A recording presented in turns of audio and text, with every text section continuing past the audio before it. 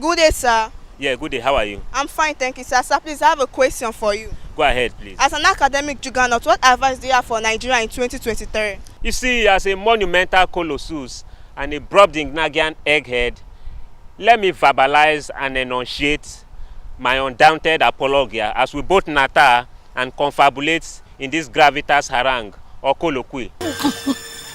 You see, for a long time, we've selected a poor choice of leaders, and we need to make the right choice now.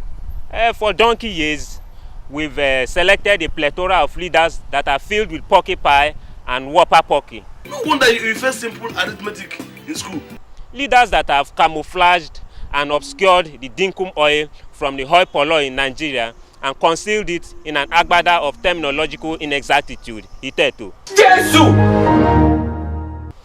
You see, I'm not a criticaster, neither am I an iconoclast, but only a ginormous gala or a cretin hokum would harumphingly disagree that these grudgy yo-yos and namby-pamby snolly gusters have not eclipsed the hoi polloi in Nigeria in a state of horrendous ho-ho and ho-hum. You see, it's like we are engulfed in a gabardine of hanky-panky and a hokum gagatwan gaga. Ross, it's hard. At this juncture, we need to yiv-ho and heave-ho them exigently. Yeah, I got to. So my humble advice to Nigerians is that this situation is like the famous expression, gigo, that is garbage in, garbage out. So if we elect in garbage, we should expect to get garbage for the next 4 to 8 years. So as you vote, vote wisely. Thank you. Good day, sir. Yeah, good afternoon. How are you? Fine, thank you. So, please, I have a question for you. Go ahead, please. What is your opinion on fuel scarcity in Nigeria? You see, before I absquatulate, let me abruptly regurgitate my point of view vis-a-vis fuel scarcity. Using my perspicacity and ratiocinations as a compos mentis homo sapient and as an erudite and academic juggernaut, let me delineate the nitty-gritty, the nuts and bolts, and the crinkum crankum of the status quo. Chairman Novice, now this won't be the exam.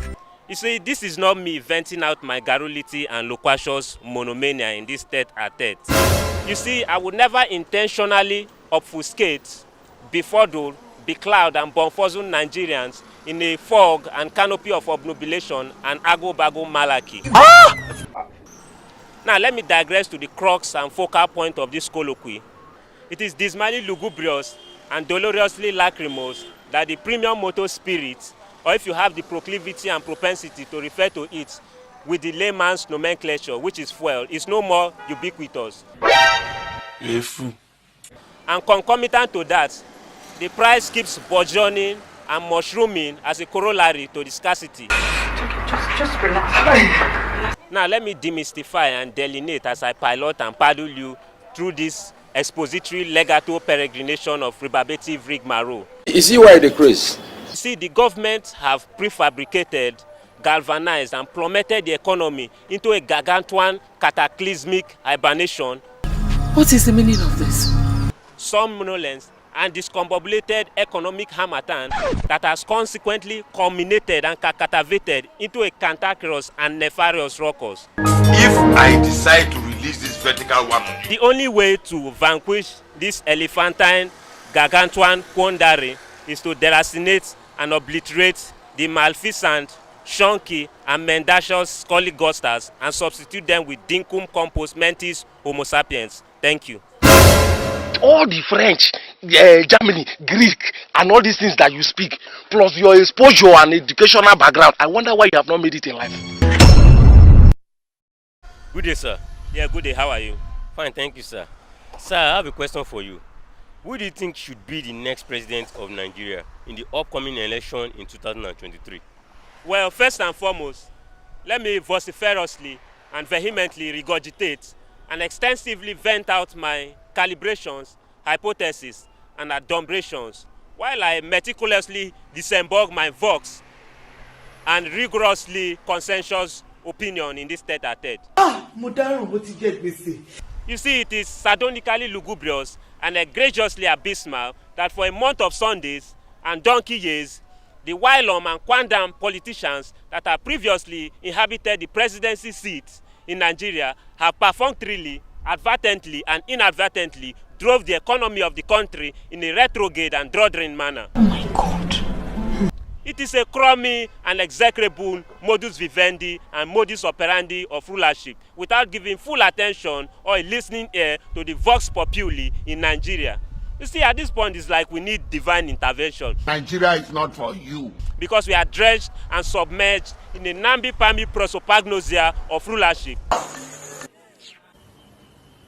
And the only way to vanquish this malignant eclipse and Pantagruelian gargantuan quagmire is for you to go out and get your PVC to avoid further ago-bago, hocus-pocus, and jiggery-pokery. Thank you. You like what they call quarantina. That is double quarantination. Quarantination, which is the extended value of quarantine plus nation equals quarantination. What is your take on ASU strike?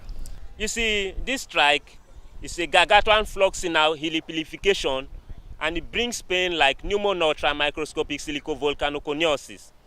As a compost mentis homo sapien and as a ratiocinative kahuna without any lacuna for mumbo jumbo gobble the gook or ladida, let me emit and disembark some pedagogy while I strongly poo-poo this prepense and finifuga ASU strike.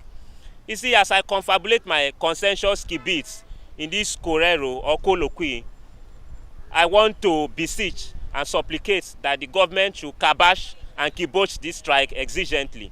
You see, because whenever I think about it, it disintegrates my hypothalamus and hippocampus, because it is a hodgepodge of wishy-washy humdrum and dilly-dally taradido. We all know that both the government and ASU are Pantagruelian kleptomaniacs, and they just want to kaching and chaching Spongulix and Mazuma. But at this point, the politics is impolitic and monpara. So I urge the governments that in their next indefatigable indaba, they should come to good terms and make sure that there is no further hub-hub, hulabalu, and ignominious imbroglio. Thank you. And I also want to urge you to make sure that you go out and get your PVC. What is your take on the current state of the economy? You see, as a ratiocinative compost mentis egghead and a pedagogical apparatchik, let me adumbrate and calibrate the homologous apoplectic epistorial. Let me dish out the crinkum crankum and the nuts and bolts of the dinkum oil as I augure the status quo of the economic fiasco. You see, for a month of Sundays, things that we've overlooked for being too modicum bagatelle and tinsy-winsy or itsy-bitsy have turned out to be Pantagruelian and Brobdingnagian. Even the price of Gary has tremendously mushroomed and burgeoned in a ginormous skyrocketing manner. And this has caused an ad infinitum of homongous bugaboo and obstreperous boohoo. Do you understand? While these snolligosters reside in honky-dory, tickety-doo, and splendiferous dandy edifice, the impecunious and mendicant hall polloi reside in ragtag slums and joggy-joggy. Not be juju be that. This is funny because the hoi polloi constantly scrounge and impetrate for a vest pocket of bakshish from these wishy-washy and dilly-dally politicos, but they never get anything. At this point, I think we can all visualize and peruse the teke mene on the wall. You don't know why it's going on. So by and large, the cause of this non-plus quagmire and discombobulated quandary is the anachronistic and the antediluvian modus operandi of the gerontocracy. Thank you. Good afternoon to you, sir. Yeah, good day. How are you doing today, sir? So apparently you came to buy fuel for yourself, and seeing how scarce fuel is in Nigeria today, what is your opinion on fuel scarcity? Thank you very much. Let me quickly digress, divagate, and swerve to the crux and focal point of this Correro and Viva Voce. Because looking at the ingredients, the nuts and bolts, the nitty-gritties of the status quo, we can both agree with Chospa aplomb that the situation is no more vavavoom. You see, Nigeria and fuel scarcity is now Tweedledum and Tweedledee. For a month of Sundays now, the price of PMS, or if you have the predilection to refer to it using the namers, nom de plume, and nomenclature, that is fuel, is no more ubiquitous, and the price keeps mushrooming, burgeoning, and skyrocketing to the crescendo and zenith. It causes an obstreperous boohoo and hogamoga. You see, earlier for almost 2 hours, I was on the queue trying to procure a timely amount of the PMS, even though it's at a very high rate. It drove me loco and gaga, poco a poco. And looking at the upheaval vagaries of the unbridled price of fuel, it envelops you in a lugubrious trepidation and boogaboo. This is the quotient and outturn of the unwanted decisions made by our political head honchos and gaffers. You see, fuel is exiguous and it is no more ubiquitous, and as a result, it is slowing down businesses, and hunger is now ulcerating the bingy and thumb of the Wananchi. Sir, what do you mean by Wananchi? Wananchi simply means the hoi polloi, that is the ragtag and the bobtails. Back to what I was verbalizing. You see, fuel stations now are chock-a-block like a Piccadilly circus. A liter of fuel being sold at the rate between 400 and 500 of the Nigerian naira. You see, it is no word zany, jolly, wacky or wacko. Rather, it is forlorn, woebegone, and crestfallen glum. And this is the fault of the wishy-washy and dilly-dally politicos. Another factor affecting it is the concatenating and co-joining of the scarcity of spondylics and wonga with the scarcity of PMS. You see, banks no longer have enough cash to dispense to the Koran populo, and this is as a result of the cessation and kibosh of the old naira notes and the emergence and emanation of the new naira notes. It is really a worse time to be a Nigerian. So, sir, what is your advice to Nigerians? My advice is that the government should do something about it because it has gotten out of hand.